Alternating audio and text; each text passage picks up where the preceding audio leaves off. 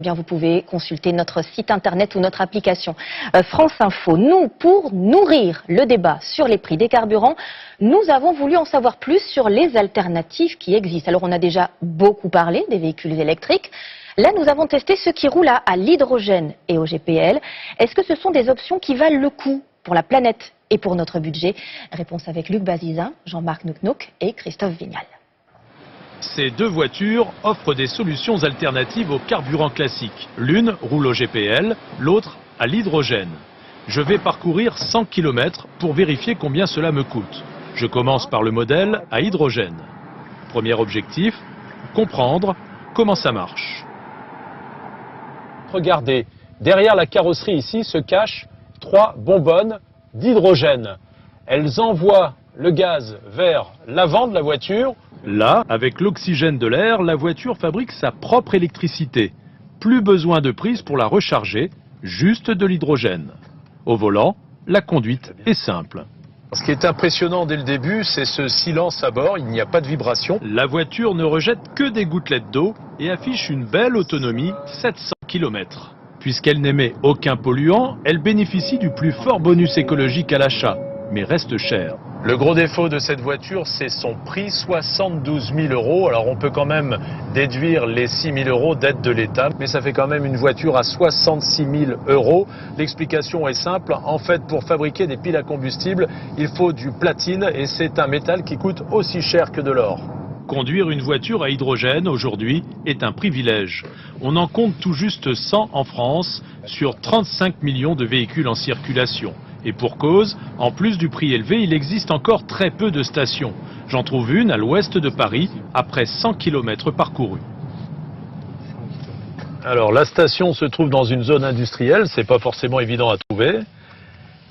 Il s'agit d'une station de recharge en hydrogène. Et on n'en compte que 10 en France, donc vraiment pas beaucoup pour le moment. Le temps de recharge est très rapide, tout juste 2 minutes. Je peux donc maintenant calculer ma consommation en euros.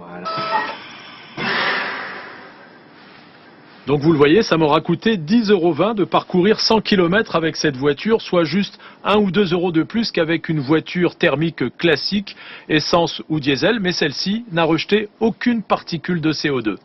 Quelques jours plus tard, je prends cette fois le volant du modèle GPL, le gaz de pétrole liquéfié, un véhicule neuf à 24 000 €.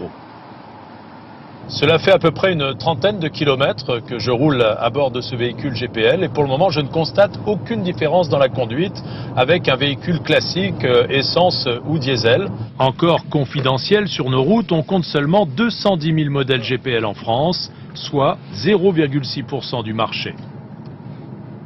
Avantage, cette voiture rejette 18% de moins de CO2 comparé à un véhicule classique essence ou diesel et 10 fois moins de particules. L'inconvénient, c'est qu'on ne compte en France que 1650 stations-service capables de distribuer du GPL, soit une station sur 7. Rouler uniquement en GPL permet de parcourir 300 km. Mais ce modèle permet aussi d'utiliser de l'essence, ce qui fait grimper l'autonomie totale à 800 km. La trappe se trouve ici avec 2 possibilités de carburant. Ici l'essence et là le GPL. Mais vous voyez, il faut que je mette cet embout avant. Donc c'est un petit peu plus compliqué, il faut que je le visse. Je n'ai plus qu'à prendre le pistolet, le brancher ici et appuyer sur ce bouton.